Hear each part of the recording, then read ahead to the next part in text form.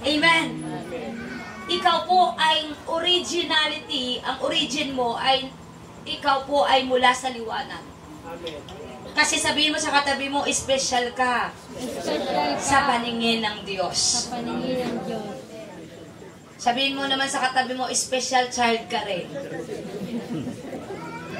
Special child tayong lahat. Amen. Amen. Lahat ng mga special ay palakpakan si Lord. Praise God. Hallelujah. Glory to God. Amen. May mas maganda po na pangyayari na ito ang gusto ng Panginoon. Na lahat tayo ay mapabilang sa Kanyang kaharian. Amen. Hallelujah. Huwag tayong mawala ng pag-asa. Ang buhay ay patuloy. Sabihin mo sa katabi mo, ang buhay ay patuloy.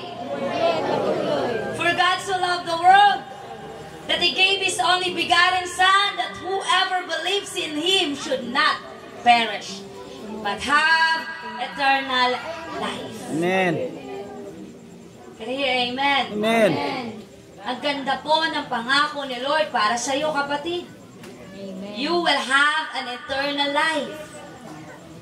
Bibigyan ka ni Lord ng buhay na masagana, buhay na kasiyasiya. Kung ikaw ngayon ay puno ng kalungkutan, ibigay mo kay Lord ang problema mo, may solusyon para dyan. Amen. Hindi solusyon yung kitilin mo ang buhay mo, kasalanan po yan, wala nang pagpapatawad yan. Ilapit mo yan sa Panginoon, bibigyan ka niya ng buhay na masagana. Amen. That is the promise of God for your life. Amen. Ang pangako niya ay pangako niya. Hindi siya tulad ng tao kapag nangako, binabali ang pangako. Pero pag si Lord ang nangako, 100% may kaganapan. Palakpakan natin ang Panginoon. Hallelujah! Glory to God! Amen! Ipagpatuloy natin ang ating pakipagrelasyon sa Kanya. Manampalataya tayo. Hallelujah! Amen!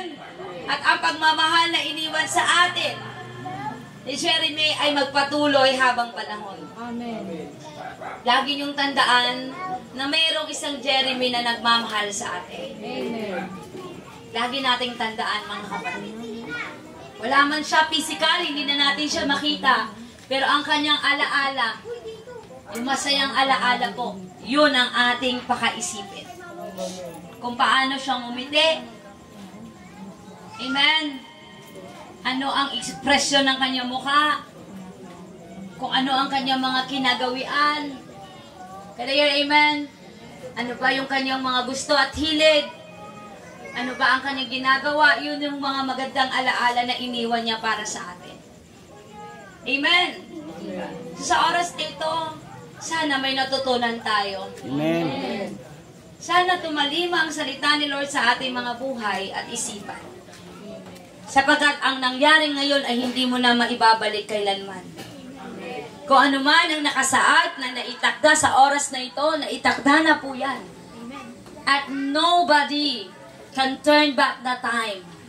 Wala kang karapatan para ibalik mo yung oras, minuto, at ang ginawa mo sa oras na yon, tapos na, tapos na. Ibig sabihin, narinig nyo na ang salita ni Lord, nakarinig na kayo. Kaya wala na kayong dahilan pagdating sa isang araw, nahaharap kayo kay Lord. At kapag kaharap nyo na si Jesus, tatanungin kayo, bakit ko kayo papapasukin sa aking kaharian? Ano ang maisasagot mo? Ano ang masasagot natin?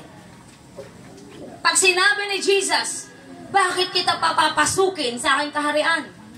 Ano ang maisasagot mo? Isang katanungan po na napakahirap sagutin. Pero kung meron kang tamang relasyon sa Diyos, maisasagot mo yan ng napakadali lang. Amen. Hindi ka mahirapan pag may tamang relasyon ka. Dahil sasabihin mo, Lord, pinaglingkuran kita ng buong puso. Buong buhay, buong lakas. Minahal kita, Panginoon. Sa lupa, naging mabuti akong katiwala.